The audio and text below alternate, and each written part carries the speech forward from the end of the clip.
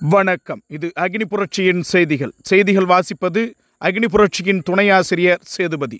2024 ஆண்டிற்கான தைப்பொங்கலை ஒட்டி குடும்ப அட்டைதாரர்களுக்கு 1 கிலோ பச்சரிசியும் 1 கிலோ சர்க்கரையும் ஒரு முழு கரும்பையும் பொங்கல் பரிசு தொகுப்பாக வழங்க தமிழக அரசு அறிவிப்பை வெளியிட்டிருந்தது.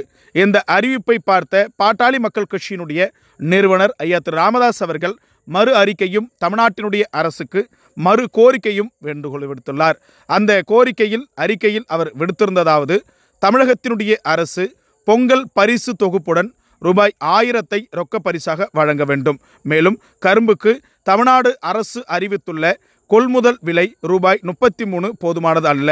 அதனால் கரும்புக்கான கொள்முதல் விலையை ரூபாய் 50 உயர்த்தி வழங்க தமிழ்நாடு அரசு ஆணையிட வேண்டும் என்று பாட்டாளி மக்கள் கட்சியினுடைய நிறுவனர் ஐயா திரு ராமதாஸ் அவர்கள் கோரிக்கை விடுத்திருந்த நிலையில் தற்போது அந்த கோரிக்கையை ஏற்று தமிழ்நாட்டினுடைய அரசு கூடுதலாக ரூபாய் 1000 ரொக்க பணத்தையும் தருவதற்கு உத்தரவு பிறப்பித்துள்ளது.